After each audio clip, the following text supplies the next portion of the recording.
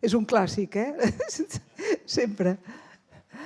Deia que molt benvinguts a aquesta sessió realment important pel pensament, per la implicació que sempre l'Ateneu ha tingut i té amb el pensament més ampli, lligat també a la política europea.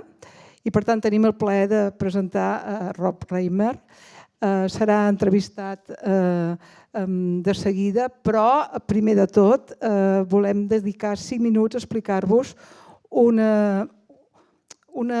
cicle sobre intel·ligència artificial que aquí a l'Ateneu tindrem al llarg d'aquesta tardor. I per parlar-nos d'aquest cicle tenim el Ricard Faura, que a més és expert en el tema, i a Paula Boet, que ens explicarà una mica a través de la secció, ella porta la secció de ciència i de tecnologia, ens explicarà una mica en què consistirà i què es pretén amb aquest cicle. Per tant, això serà molt breu i després immediatament comencem una conversa que penso que ens serà molt útil per situar-nos en el món actual, que és una mica el que venim a sentir avui aquesta tarda. Moltes gràcies per ser aquí i molt benvinguts.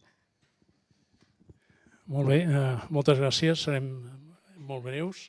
Avui volíem una mica explicar-vos que comencem tot just el dia d'avui un cicle sobre intel·ligència artificial. Intel·ligència artificial sabeu que s'està parlant a molts llocs, està en boca de tothom, però nosaltres volíem aprofitar aquesta inquietud que hi ha a nivell social per la intel·ligència artificial per fer-ho des de la mirada de l'Ateneu.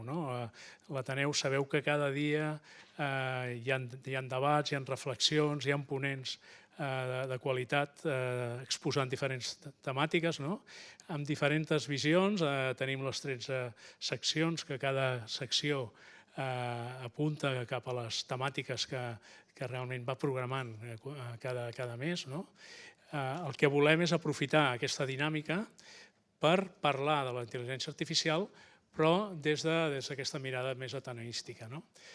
Avui mateix, coincidències, tenim una tertúlia a la mateixa hora parlant d'intel·ligència artificial i un sopar després d'aquesta tertúlia, i la gent ens pregunta com és que us contraprogrameu? No, perquè precisament l'Ateneu és això, hi ha diferents formats, hi ha dinars tertúlies, hi ha tertúlies de tarda, hi ha ponències, hi ha tallers, hi haurà també fòrums de documentals i de pel·lícules, i una mica volem que gent que normalment no està parlant o no està reflexionant sobre intel·ligència artificial aprofiti aquest espai com és l'Ateneu per poder entendre o debatre l'impacte que realment aquesta intel·ligència artificial tindrà a partir d'ara en la vida de tots nosaltres. La Paula Boet ens explicarà una mica més el detall del que és la programació. Sí, com deia el Ricard, tindrem durant els mesos de la tardor fins a mitjans de desembre una sèrie d'actes que aniran publicant-se amb la programació mensual de l'Ateneu, per tant estigueu atentes. Ara de moment, avui comencem amb aquest acte, el dia 28 ve l'Eric Sedent i hi ha una sèrie de tertúlies i una resta de conferències en les quals anirem abordant moltes preguntes que sorgien quan amb la resta de seccions i amb tot l'Ateneu ens començàvem a preguntar per com la intel·ligència artificial interseccionava amb el camp de la creació cultural, amb la filosofia, amb les humanitats, que són els propis d'aquesta casa, i quina reflexió podíem fer des d'aquí i això. Obrirem preguntes, no sé si en tancarem alguna, però crec que avui és una bona manera de començar a fer-nos preguntes, així que no ens enrotllem més i us deixem amb Rob Riemen i Neus Tomàs. Gràcies.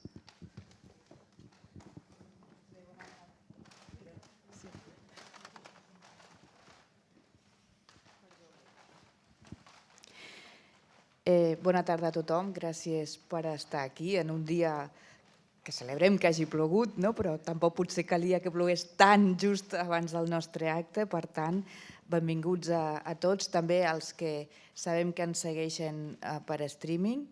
En Rob Riemen és, com sabeu, un filòsof, és un escriptor de referència mundial, és fundador i president de l'Institut Nexus a Amsterdam, és un dels centres de reflexió filosòfica i cultural més importants d'arreu des de fa més de 3 dècades. Jo, quan preparava la presentació, dic, com el podria definir? I vaig pensar, és el més semblant a un savi dels nostres temps. És un intel·lectual de veritat, perquè sabeu que l'etiqueta d'intel·lectual es reparteix a vegades de manera una mica gratuïta, no? Però crec que és un intel·lectual de veritat i un savi del nostre temps, perquè no és només algú que pensa, que això està molt bé, sinó que ens explica com pensar, ens ajuda a buscar i sovint a trobar els instruments que necessitem per fer-ho. Pel seu darrer assaig, que el tinc aquí, l'art d'esdevenir humà, són 4 estudis. Jo crec que cada un dels estudis per si mateix és un llibre en si, no? Desfilen Sòcrates, Thomas Mann, que ell en sap un munt, Spinoza, Primo Levi, Goethe, Camus. Hi ha una cosa que crec que ell resumeix molt bé i en parlarem ara a la conversa, perquè el que fa és utilitzar aquests noms més les seves pròpies reflexions per ajudar-nos a entendre que la ciència, i pel que hem escoltat, no sé, diria que també la intel·ligència artificial, mai no ens acabaran de dir o explicar prou bé coses com l'amor, coses com l'amistat o directament el sentit de la vida, que està molt vinculat, evidentment, a l'art d'esdevenir humà. Agraïment també a l'Ateneu per aquesta conversa, als amics d'Arcàdia, per publicar les obres d'en Rob i per fer-ho en català. Per tant, good evening, Mr. Riemen, welcome to Barcelona. La conversa, pels qui esteu aquí, també pels qui ens seguiu per streaming, serà en català i en anglès en traducció simultània. L'hem plantejat com un format conversa, on parlarem del llibre, però no només del llibre, aprofitant, evidentment, que el tenim aquí.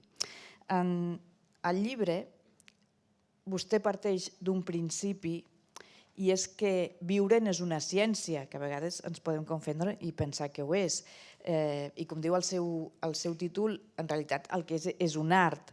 No és una ciència perquè, com s'explica, no hi ha protocols, no existeix un manual per saber viure. I anant fins i tot a Sòcrates, que crec que apareix també en el llibre, li faria la primera pregunta. Vostè creu que hi ha una manera correcta de viure? Okay, that's a lot. Well, first of all, thank you very much for being here and inviting me and that we can have this conversation. I would like to make first one little footnote to your very extremely kind introduction of me. There is a quote of an old monk, Bernard of Clairvaux, which was very dear to Newton. And the quote is, to be a dwarf on the shoulders of giants. I consider myself a very, very tiny dwarf on the shoulders of the truly wise men like Thomas Mann and many other of my intellectual heroes. Okay, getting back to your question. Why is it an art? Well, again, as you already said, it cannot be a science, because if you know the world of science, there should be definitions, there should be protocols, and there should be a very clear-cut answer what it means to be a human being. It doesn't exist that way. Is there, and the other explanation why it is not a science is that in the Tractatus of Wittgenstein, there is this, again, famous remark by Wittgenstein, I think in 5 point whatever, where he says that even if we have solved all the problems of science, we would not even have touched upon the questions of life. It's a different thing. It's a different thing. Science, as Descartes knew and many others, can explain a lot, maybe at a certain moment, everything I got know on Mother Nature. But the human species and our society is something completely different. which is one of the reasons why the humanities are making a big mistake in our so-called universities, trying to copy the world of the world of sciences. I mean, it's something completely different. Is there one art? No, of course there is not one art. I mean, that would be completely ridiculous. It would be even totalitarian. No, the whole. We are those. Okay, let me tell you. Have you seen the movie Barbie? Okay, good. Are there any other people who have seen the movie Barbie here tonight? Okay. Well, at least I'm not surprised that most of them are women, but I thought it was a fantastic movie.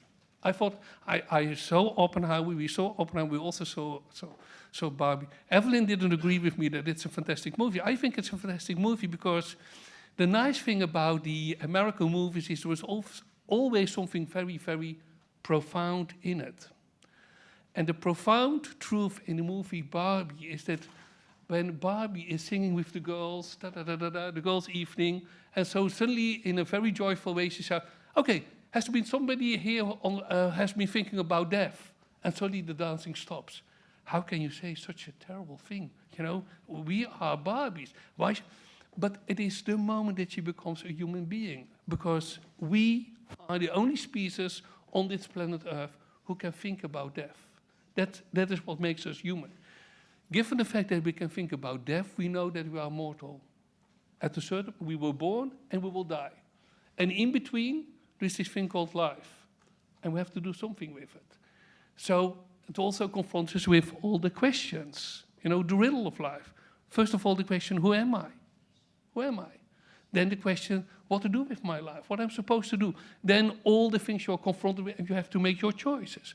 Anyway, there is one thing given to us to find an answer, your own answer to all those questions. It's called the world of culture. So culture is that phenomenon of the world of philosophy, religion, the arts, etc., where you have to find your own way, your own answers to the questions who you are, what you want to do with your life, how to make your life meaningful, given all the things that are happening to you.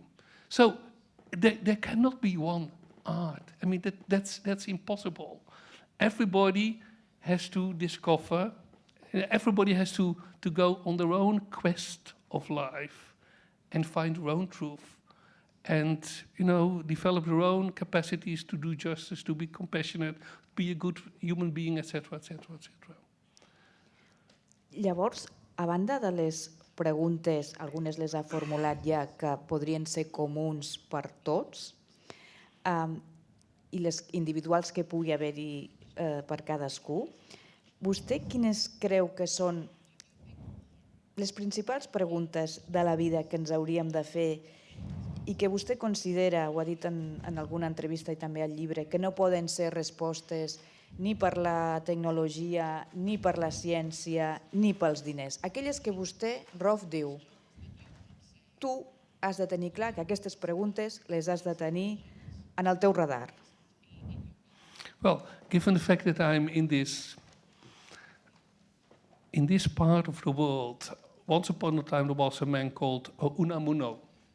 And I didn't read everything of him, but the book I did read of him was The Tragic Sense of Life. The Tragic Sense of Life. Now, again, here is the thing. In this thing called life, you cannot escape from tragedies. At a certain moment, life will hit you in your face and will confront you with the difficulties of life. It's called the accursed questions. Why is this happening to me? Why is this person so dear to me dying? Why is it that I'm losing my health? Why is it that I'm losing my job? Why is it? All those damn difficult questions will be there, the accursed questions. So that's the first thing you have to deal with. Then in general, and hopefully, you know, you're not confronted too often with the accursed questions, or when you are confronted with it a little bit later in your life, although you have to prepare yourself because the questions will be there. Then again, you know, you were born, you grow up, you have to make your choices. Will I study? Yes or no. What will I study? Yes or no? With whom would I like to share my life? If there is somebody I would like to share my life with. Will we have children? Yes or no? I mean, you can go on. And all those questions confront you with the bigger question, which is, what is it that makes my life meaningful? What makes my life meaningful? Now, again, science will not give you an answer to that. Technology will not give you an answer to that. And if you think that money is the answer to all those questions, you're a bloody idiot. It's simple. Sí, a vegades ho oblidem. Però probablement quan vostè parla de saber el que és la vida i recordar el significat de la vida, hi ha una cosa que també cita i és que no oblidem mai que hauria d'estar aquest significat de la vida vinculat a la dignitat. M'agradaria que si ens pogués desenvolupar una mica més aquesta idea, és a dir, què hem d'entendre per dignitat? Okay, well, I'll make a little pass. George Orwell wrote this wonderful book, Homage to Catalonia, right? In which he describes how confused the situation was at that time when he was fighting on the side of the Republicans against the fascists of Franco. And on the other side, he was also dealing, with the communists under the directionship of Stalin, etc., etc.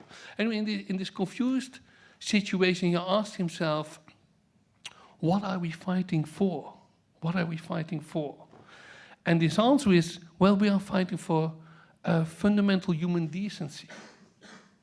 It's for him, decency was and is the complete opposite of the fascist mindset. Now, this decency George Orwell and the other Republicans at that time were fighting for, here in Catalonia especially, was related to the dignity of life. Dignity of life, dignitas. It also relates to I don't want to lecture, but Pico della Mirandola. Pico della Mirandola in the 15th century was a great Italian humanist who, when he was 23, wrote this short treatise entitled on Human Dignity. And in this treatise on human dignity, he has the Creator, God, telling us human beings, "I created you, Adam, da-da-da-da-da-da, and I've created you in such a way that you may choose. You may choose to live according to your animal nature and be a kind of animal, living your instincts, your fears, your frustrations, your desires. But I also have given you a double nature, your spiritual nature, which makes it possible for you to live your life in dignity. That is to say that you are aware of some fundamental, transcendental, moral and spiritual values so that you can live in truth. You can create beauty. You can do justice. You can be compassionate." Now, this is what the dignity is all about. Dignity is accepting the fact that we have this double nature. And it was basically also the answer that Freud gave to Einstein. When Einstein, in the beginning of World War II, asked Freud, "Why war? Why war?" And you're Freud, you're Sigmund Freud, you know everything about the human psyche. "Please explain this to me because it's madness." And the answer of Freud was basically what I just said. He said, "Look, dear Alfred, you have to be aware of the fact that we are like animals. We act and there is no escape because we need food and we need drink and we have our fears and frustrations and desires. But the only way out is to cultivate a sense of culture. Because it is this thin layer of culture which makes us realize that we can live according to certain values and not living just by our basic instincts." So, again, I do not know what your next questions are, but the next step is then, in what kind of society are we living now? And the terrible answer is we are not living in a democracy. We live in a mass democracy. And the fundamental difference between a democracy and a mass democracy, that in a democracy, we would cultivate those spiritual and moral values, accept our responsibility for our own life and the life for the people around us. And that would be democracy. But in a mass democracy in which we are living, it's not the moral and spiritual values, but it's our fears, our instincts, our greed. Our economic system is based on it.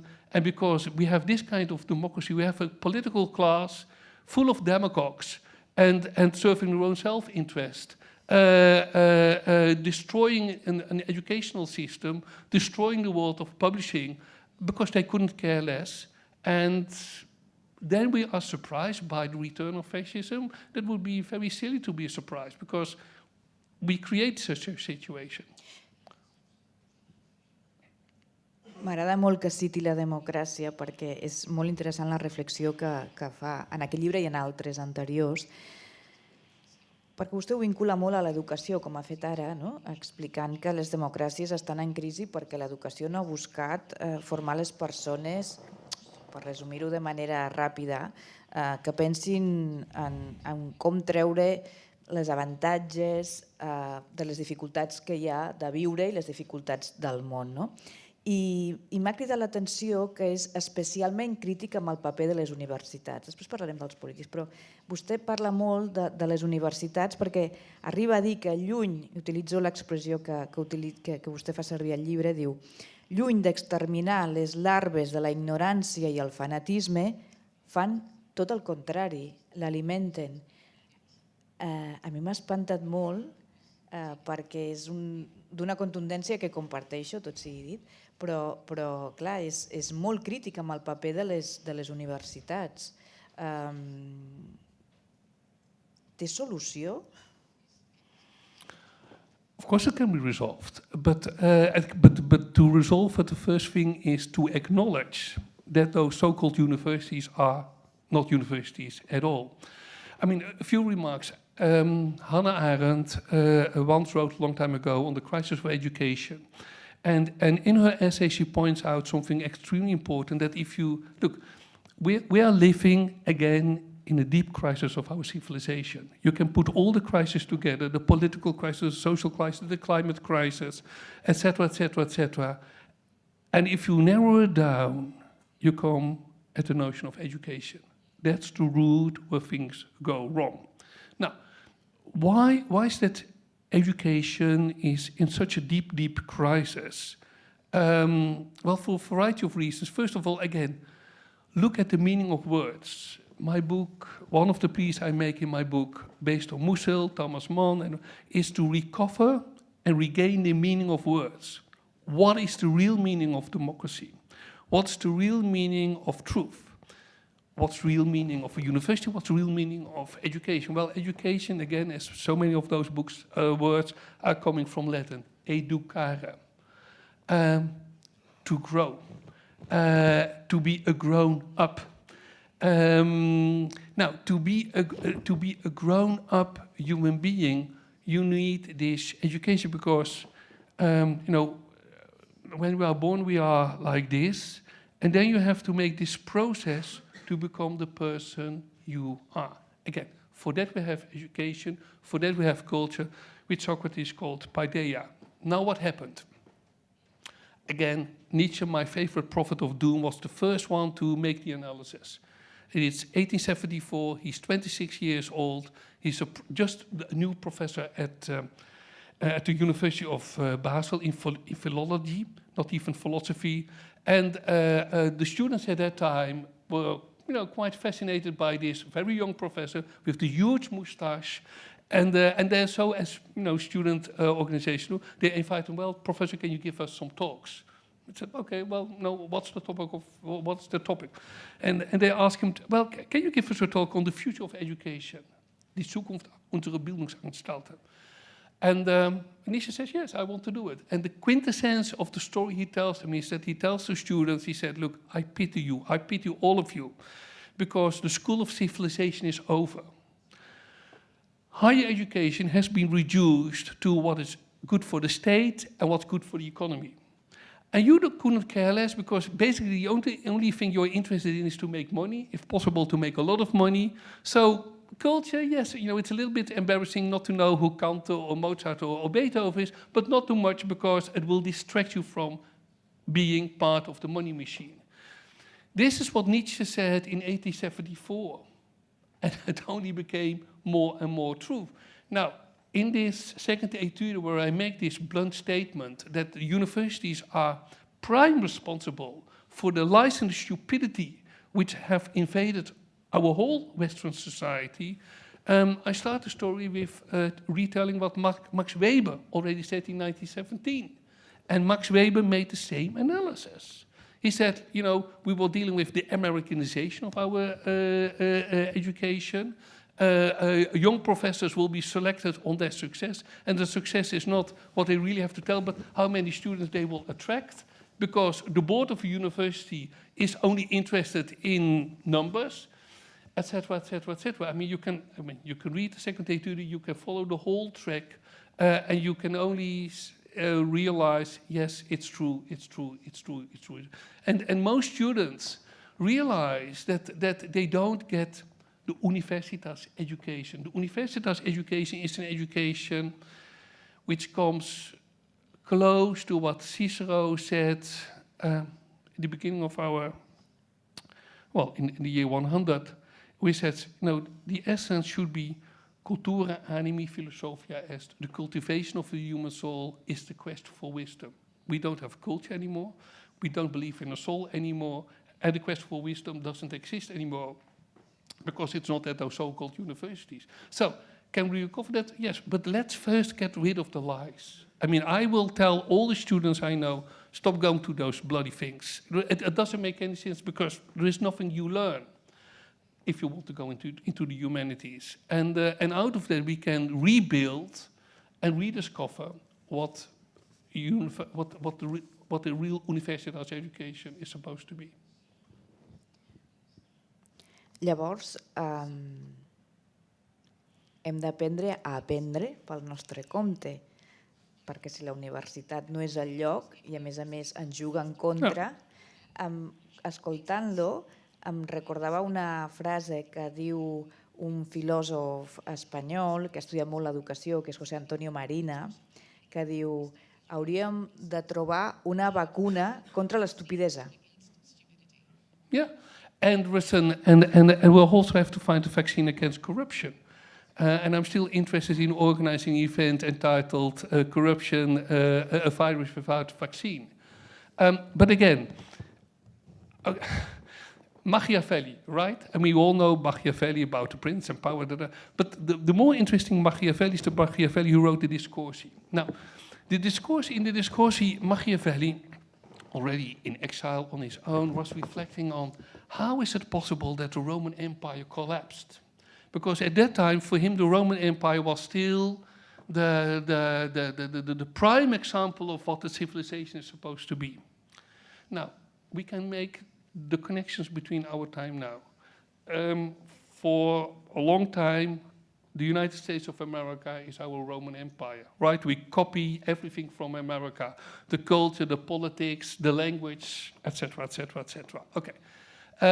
Now, the first question of Machiavelli was, why is it that the Roman Empire collapsed? He said, well, it didn't collapse because of the barbarians outside the gate, but the barbarians inside the gate. First thing, right? America is collapsing, not of the barbarians outside the gate, but the barbarians. Then his second question, why are those people the barbarians? Well, he said, well, they are the barbarians because they are all corrupted. Number two. Then the first question is, why are they all corrupted? Well, because they became a decadent group of people, those power elites, who were only interested in themselves. Number three. So he said, then how can we fight this corruption? He said, well, you cannot fight corruption with more laws because the laws will be corrupted as well. Check. Number four, tell it the ECB and a few other organizations. So then how can we fight corruption? And then he says something which I think is very important. He said, the institutions which were once the pillar of a civilization has to go back to their first principle. Because in that first principle was a kind of energy out of which this civilization could be built. Okay, so imagine that the Social Democrats would go back to their first principle and realize that social democracy is about elevating people and not about neoliberalism. Let's imagine that the liberals will go back to their first principle and start to realize again what the essence of liberalism, which was a liberating movement in the 19th century, was there. Let's imagine that the universities would go back to their first principle instead of being the money machines where they are now, and really start to educate people. Let's imagine that publishing houses will go back to their first principle, like my friends with Arcadia, and only publish the books that really matter. You see, so it is possible, but the only way out is, again, if we start to realize what the real situation is, if we then realize that the essence of a civilization is the capacity to say no. We can say no to artificial intelligence. I'm in favor of it. And we can say no to a lot of virtual reality because it's virtual reality. There are many things we can say no to. And so we can also say no to the brainwashing of young people that they have to go to those things called universities because without the paper for which they have to pay a lot of money, they will not find a job, etc., etc., etc. But it's simply not true. Però, Rob, el meu dubte és, nosaltres, els que estem aquí, els que ens estan escoltant, els que llegeixen els teus llibres o altres llibres que publica Arcàdia, poden dir que no. Però si els governants no diuen que no, si la socialdemocràcia, si els liberals, si fins i tot quan tenen els informes de la UNESCO on es constata amb dades, amb xifres, que la inversió en educació té un retorn en més creixement econòmic, amb una millor distribució de la riquesa, i malgrat això no ho tenen present els governs, la sensació és una mica d'impotència, no? És a dir, si ells no ho fan, no sé si la societat, ara no em vull posar molt pessimista, però no sé si nosaltres sols podem. Well, of course, but let me explain. First of all, you just mentioned the biggest lie we are dealing with.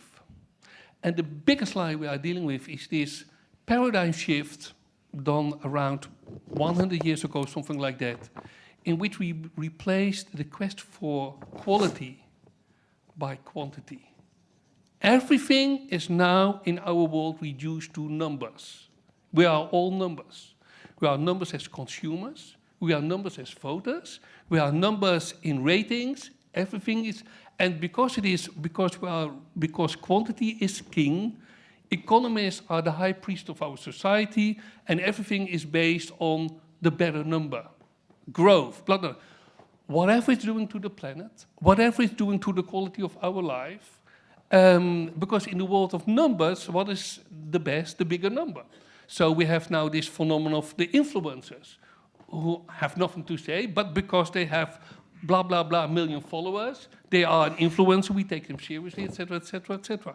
Okay, so let's get rid of that lie, first of all, because it is our life, it's our society, and at the end of the day, it's not about, you look, at a certain moment we will all die, and if you then reflect on your life, and you can only think in terms of numbers, and there is nothing you can say about the quality of your life, something went deeply wrong. So that's the first thing to be done. That's the one thing. The second thing is our Western society is still not semi-totalitarian like China, Russia, Saudi Arabia, Myanmar, whatever. We are still in a free society. So we can get rid of those politicians. And why not? You know, there's they are there because we gave them the possibility to be there. But we can get rid of them. Now, again, if you look at the political reality, I mean, how is it possible that a monster like Donald Trump might become, again, the next president of the United States of America? How is that possible? Well, read my book. When a society is completely invaded by stupidity and lies, don't be surprised. But all these things are with consequences. So, another book. I hope you're making a list of all the books I mentioned. Benedetto Croce, the great Italian anti-fascist. In the 30s, he publishes a book on the history of Europe in the 19th century, which is probably the most boring title ever. But it's a boring title about an extremely important book. Because in this history of the 19th century, he tells the story of liberalism as a liberal movement, how liberalism made us more free. He dedicates the book to Thomas Mann, whom he never met, but he knows that Thomas Mann is his brother in arms in the fight against fascism. He adds to the book an epilogue, and it's especially the epilogue which is so important for us still. Because he says to the Italians, he says, look, he said, we Italians, he said, no, what we are facing now is the psychosis and the evil of this nationalism which wants to make us all enemies. Because nationalism is the opposite of patriotism. And he said, but we Italians should never forget that it was only 70 years ago that the people from Torino and Napoli and Rome could come together and create a united Italy. Not because you're less of Torino, but you can be part of a larger identity. He said the same thing can still happen with Europe. Germany, Italy, Spain, France, the smaller countries, we can come together and become a united Europe. But he says, then two things has to happen first. First of all, we need a different class of politicians, because the politicians now, they cannot do it. The second thing he says is that even if in the political class somebody rises up and understands that he or she has to fight for the unification of Europe, that person cannot do it on its own if there's not first a group of intellectuals who wants to prepare the grounds in which this politics can bear fruit. And here, to make a circle round, I'm back to the world of academics, intellectuals, and universities. Quote unquote, we are not doing our work. We're not doing our work. Too many of us wants to please the power elites. Too many of us gave up the commitment to the world of truth. Too many academics first write the footnotes and then the kind of text, because if I quote you, you quote me. And in the world of media, it's all about ratings. I mean, I had a series of interviews today, and one of the most wonderful interviews I had was with an editor-in-chief who said, look, I have always a daily struggle with my CEO, because the CEO wants us to publish everything first online, and then based on the clicks, there will be a decision whether it will be front page news, yes or no, instead of what is most important. Again, we are back. No, this is what's happening. I mean, it's coming from America, but it's happening everywhere. And so we have to get rid of those people who only think in terms of numbers and ignore the notion of quality.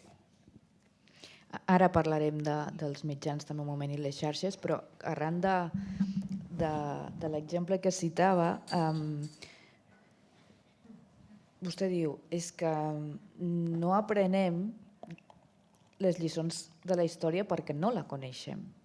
Segurament això forma part també d'un dels problemes grans que té la universitat. Repassant a vegades els estudis que s'estan fent, no només ja a les universitats, sinó en batxillerat, per exemple, aquí a casa nostra, t'adones que pràcticament no s'estudia història, ni contemporània ni antiga. I això explica que fenòmens com el populisme, fenòmens com Trump, fenòmens com l'extrema dreta, veient a Alemanya el que està passant amb l'extrema dreta, estiguin guanyant terreny, i és que directament no sabem d'història, no expliquem i no l'aprenem i per tant no existeix? You're absolutely right, but there's one thing we have to say on behalf of the younger generation. The younger generation, okay, I'm 61, so I consider everybody who's now in their 40s part of the younger generation. They did not ask to be born in this society. they simply were there. My generation, those in the 60s and beyond me now 70s, the boomers, we still grew up in a society in which we had to read books, because there were only books. But we also saw Shoah of Claude Lanzmann. Maybe, I guess it was also broadcasted here. And so we grew up in the shadow of World War II. And many of the novels we read, Jorge Semprún, Primo Levi, Elie Wiesel, Anne Frank, etc., Dutch novelists were about this disaster, this incredible phenomenon of everything related to World War II. And so in the Netherlands, our commemoration day is 4th of May, Liberation Day is the 5th of May, and the mantra we were taught was never again, never again, never again, never again. So it was in 2010 when I first published my essay on the eternal return of fascism. I will never forget it. I called my father, and I said to my father, I said, Dad, it's no longer true. He said, what's no longer true? I said, this never again thing of you, it's no longer true. It can happen again. Because now, so then the question is, how is it possible that we created a society in which the younger generation is part of a society which is amassed in total amnesia because there is nothing they know, unless they make some choices, but in general there's nothing they know. Well, first of all, we didn't teach them why. And so my thesis, which I try to explain in the first etude, is that our generation, we wanted to believe the story of the end of history. We wanted to believe it. Why is it that we wanted to believe it? Well, first of all, because it was very convenient. You know, it was very convenient for us, the prosperous West, that we are now facing the end of history. All will be fine. Everybody will embrace the capitalist, social, economic, democratic model of which we are part. Of course, people are still, dealing with their own tragedies in life, but in general, it's the end of history. So it was very convenient. It was also convenient on a very deep level that the generation of our parents were dealing with very difficult questions. Here in Spain, are you part of the Republicans or do you side with the fascists? In my country, do you try to, if you're not Jewish, do you try to protect the Jews or do you collaborate with the Nazis? And so on and so forth. So the generation of our parents were confronted with very profound moral questions, which were questions quite often about life, because you could die in the war, and you could die when you didn't collaborate, etc., etc. So how convenient is it if you don't have to ask that difficult question yourself, on which side I would be? Because whatever we claim, you only know the answer when you are confronted with it. But fortunately, the question was no longer there. So the end of history, no longer difficult questions. So let's focus on everything we got. So what happened in a very general way is that in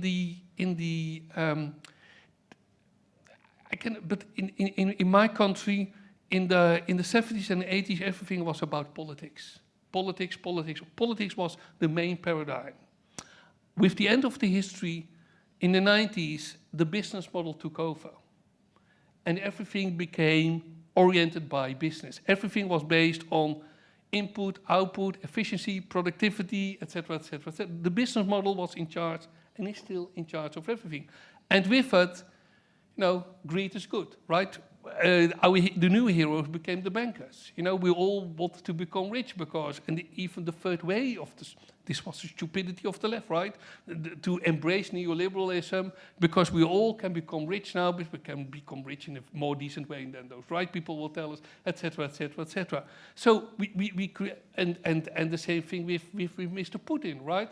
Okay, so we need our Jenny, we can do it on the cheap, and so forget everything the guy is doing with the Crimea already in 2013. What is it that we did in 2013? Nothing. The Club of Rome. The Club of Rome warned us in 1975. Look, if you continue with this kind of economic growth, you will blow up the planet. We completely ignored it. So again, the situation in which we are now is a situation created by the people in the 50s, 60s, 70s, my generation. We are responsible. And the only hope is that the young generation at least starts to realize they are fooled by the system, and that they are, that they have to make other choices. I a més, els hi vam dir que després de la pandèmia la cosa seria diferent, i tampoc era veritat. No, but the whole idea that after the pandemic things would be different was a very foolish idea. I didn't believe it for a second. Because it was not true. But also, I mean, this whole idea that now the whole society would stick to their screen and believe in Zoom, nonsense. I mean, it's I mean, it was simply not true. The whole idea is that we will learn from history. Well, if that would be true, we would live in a completely different society. So, so this is the other problem. Look, I grew up in a Catholic social democratic family. My parents were fighting for social justice all the time. So it's part of my genes and part of my DNA. But my problem with my friends on the left is that they then all wanted to believe in progress. And because they wanted to have this holy faith in progress, they could not even imagine a return of fascism. They could not even imagine that things would go wrong terribly again. But I told them, I said, why is it that you want to believe this silly? Well, history doesn't repeat itself. I said, well, history is constantly repeating itself because human nature did not change. Because we are human beings, we will make the same mistakes again and again and again and again.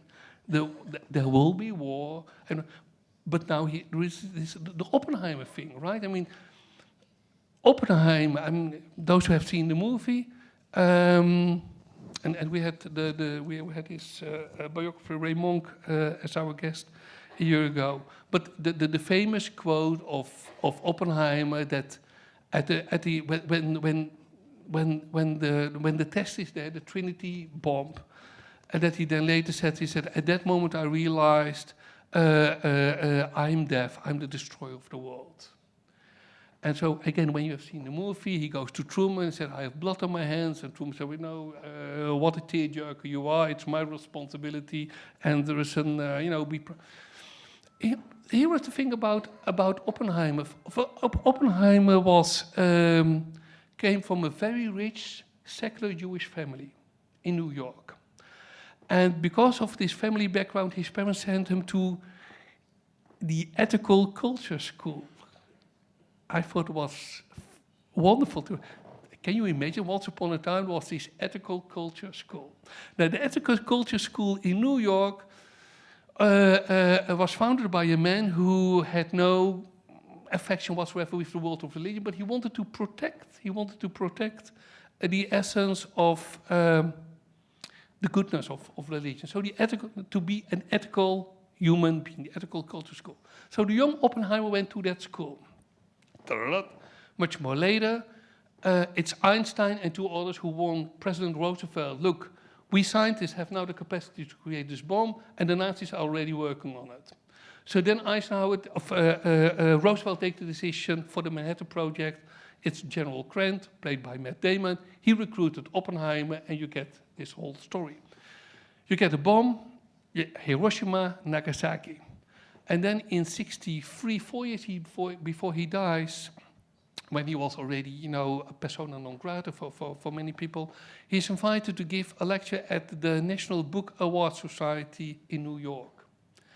And it's a little bit a pity that this lecture is not part of the movie, because he then presents his intellectual testament. And in this lecture, he says, the title of the lecture is The Added Cube. And it's the added cube is a phrase from the Gospel of Matthew. And it's part of the preaching on the sermon by Jesus. You have to feed the people who are hungry, you have to do that. But it also, in this preaching of the mountain part of the gospel, Jesus says, don't worry, God will take care for everything. Look at the flowers, look at the birds, they don't have to worry, and for you, you don't have to worry. And then Jesus asked a rhetorical question, do you really think that you can add one single day to your life? No, you cannot. It's God. So he uses this phrase to say, well, I respectfully disagree with Jesus. I think it would be a big mistake to put all your trust in God, as it would be a big mistake to put all your trust in your political leaders. Because you have to accept your own grim responsibility. And your own grim responsibility is that you realize something that the religious will teach you. That was a thing called radical evil. And radical evil is in all of us. And you have to be able to tell this your children and the children of your children, and that will be the only way to make sure that more tragedies will not happen. And then he ends the lecture with saying, he said, and this is why the arts are important. This is why books are important. This is why Arcadia is important. Because the books will remind you, the muses will remind you about what kind of beings we are. So I thought, okay, so this man, then at the end of his life, knowing what he is responsible for, although he did it with the best intentions, to stop the Nazis, goes back to what he learned at school, this ethical culture school, and again, it's a profound example of what the essence of culture is, what the essence of ethics is, and why the arts and the muses are important. I vostè creu que ara ens costa encara més destriar entre el bé i el mal?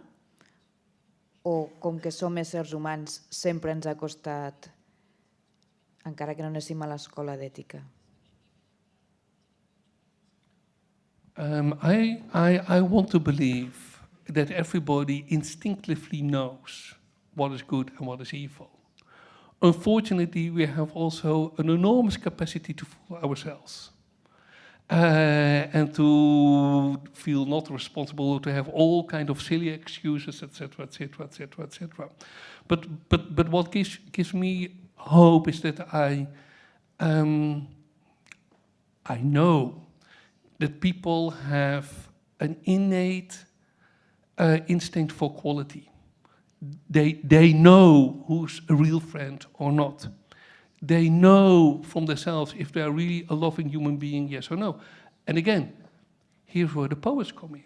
Here's where Octavio Paz and all the others come in who keep telling us, we as a poets, we have this prime responsibility for the meaning of words. Because it is in our poems that we express what love is, what truth is, etc., etc., etc. And so, again, if we no longer read poetry, if we no longer know what the words are meaning, we are on this slippery slope that quite easily our life can become meaningless because we no longer know the difference between what is truth or what is not truth, what is good and what is evil, and we can start to believe that truth is only this thing that the science will tell us, which is not true, because science can only tell you about the facts. Science can nothing tell you about the meaning of the facts. So all these things are there. But having said that, education helps. And read Dostoevsky, read Camus, read whatever you want, because it will enlighten you about what goodness is, what evil is, and how easy it is, to fall into the trap of what's not good. Parlant de trampes, hem de mencionar un moment les xarxes. Vostè diu que ens empenyen de nou a la cova de Plató, que és aquella cova, aquell espai on només veiem la nostra pròpia realitat i la nostra suposada veritat. I això no no és un problema només dels joves o no joves, també aquesta generació boomer que vostè deia, també cada cop està més en aquesta cova, en aquestes coves individuals. Ja sé que vostè no és pessimista, però costa, no sé, no veient això, no? És a dir, com ens han, no sé si el verb és correcte, però com no només ens han robat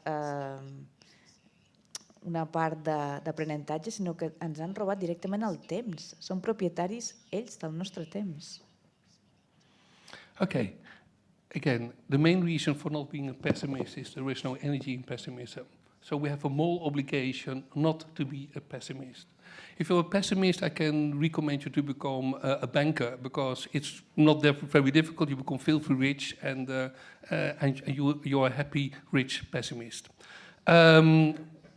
We have different things to do. També hi ha la frase d'un pessimista és un optimista ben informat, ja ho sap. Yeah, okay, that's a good start. No, but look, it's a scientific truth that people who are addicted to social media get into this cave of Plato. That is to say, you start to live in a fake reality, although you do not know it's a fake reality. Why? Because of the algorithms.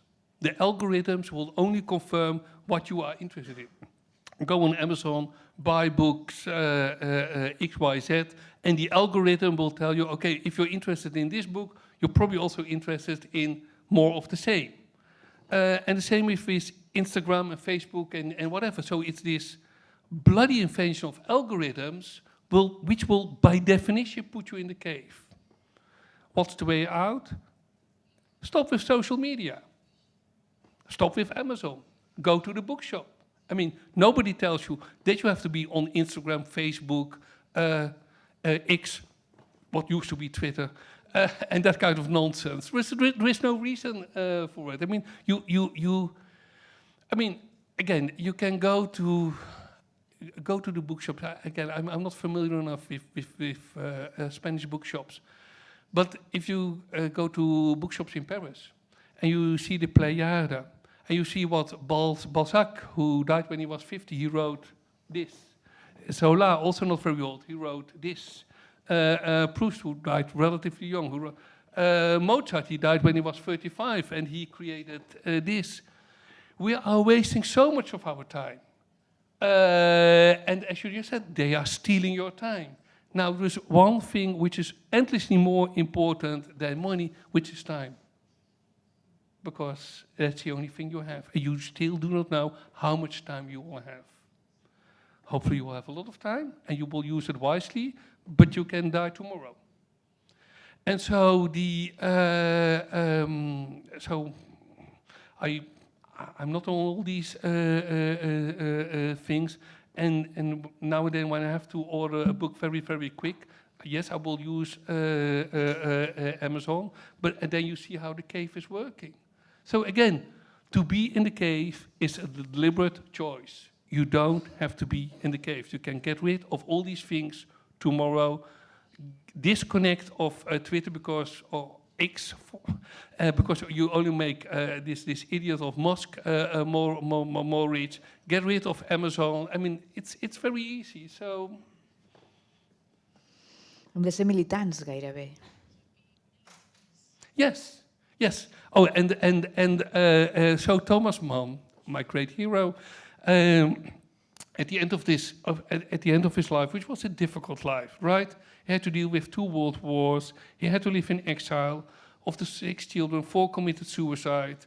It's not, and then you have to live up this ideal of you're representing the good Germany, etc., etc., etc.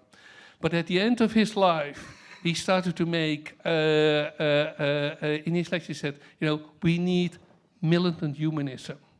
We need militant humanism.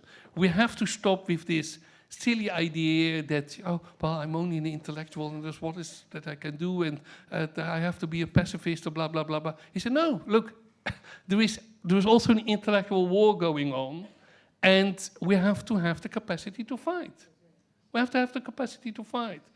Or, in more blunt terms, to say, fuck off. Why should we accept?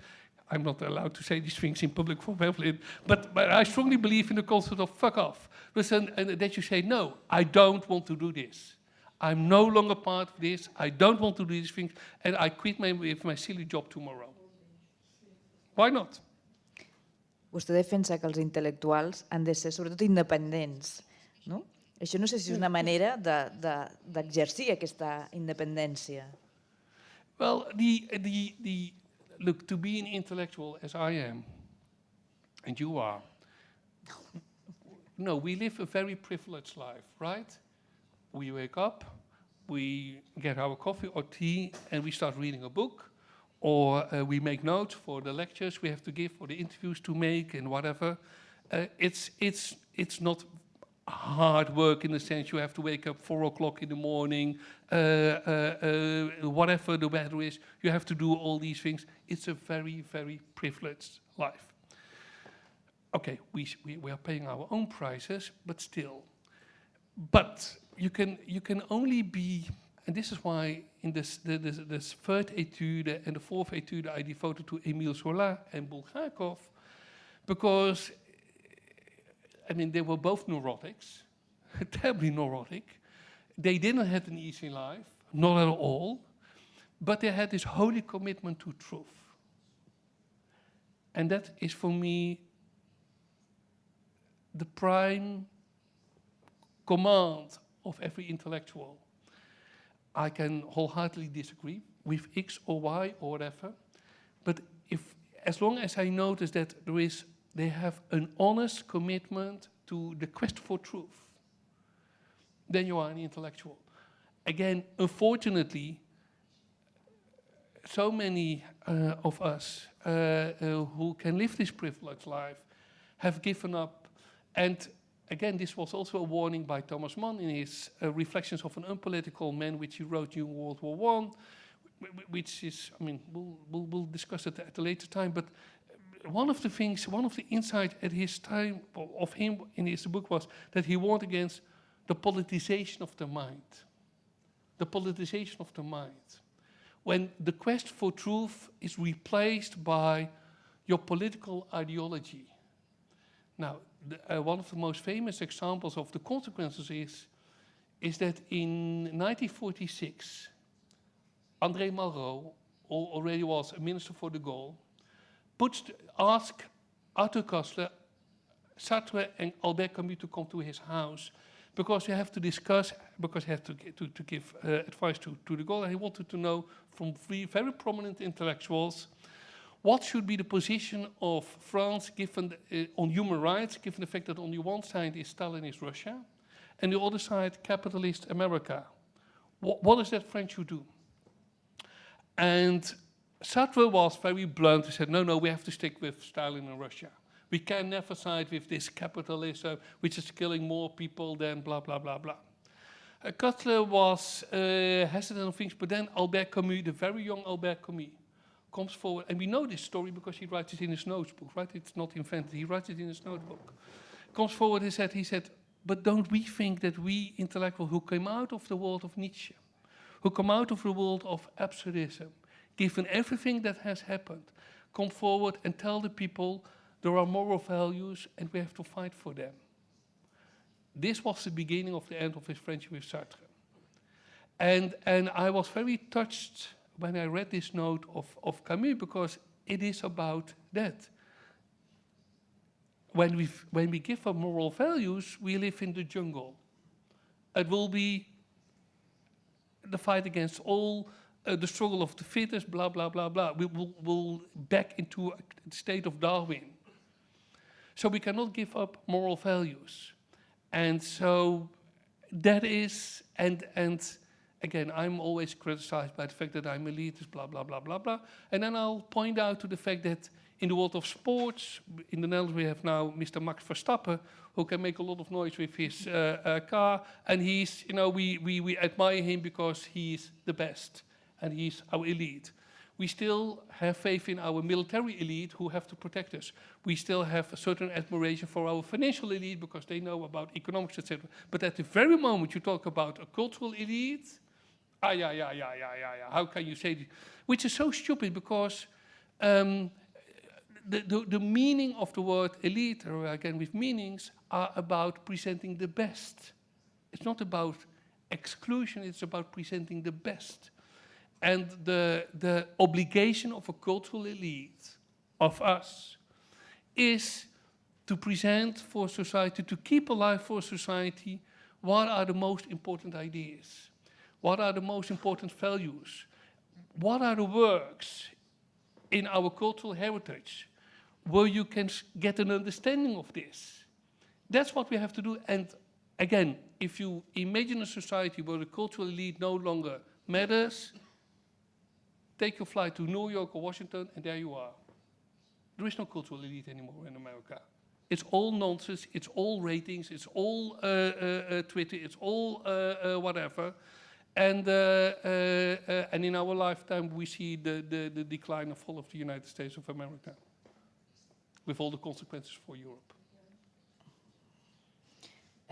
Acabem, però clar, jo soc periodista i no puc evitar preguntar-li quina part de responsabilitat també tenim els mitjans de comunicació en tant que intermediaris moltes vegades entre les elits o els governants també i els ciutadans en aquesta pèrdua de valors, en aquesta publicitat de la mentida, en aquesta manca de recerca de la veritat. És a dir, vostè considera que els mitjans, no es pot generalitzar, però un dels problemes és que han renunciat també a fomentar el pensament crític?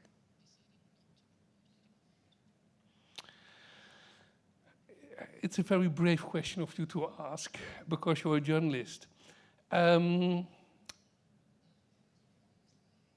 Samuel Benes was a full cousin of Freud. He became the godfather of marketing in the 20s in America. Why? Because he could make women smoke and became filthy rich. In 1928, and you can still buy it online, he wrote a little book called Propaganda. And in this book, Propaganda, he makes the very blunt statement. He said, of course, this is America, we live in a democracy, there is House of Congress, there is the White House, we can vote. But next to the government, there is an invisible government, and that is us.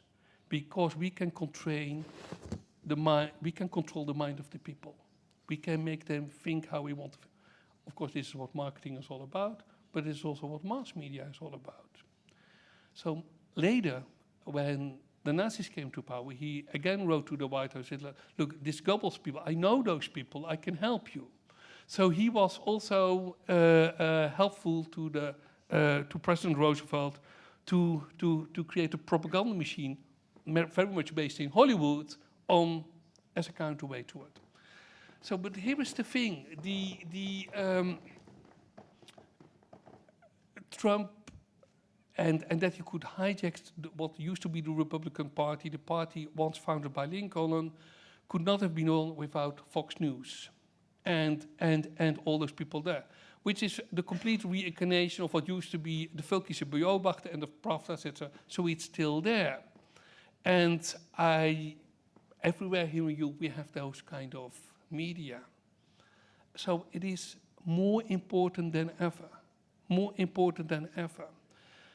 that because a democracy cannot survive without the freedom of speech and knowledge of the facts and information. So this is why I was touched by what the interviewer told me this morning, that he said, I have this fight with my CEO, because my CEO is not interested in facts, truth, information, and how important it is for democracy. My CEO is only interested in what will sell. What will sell. Now, again, you can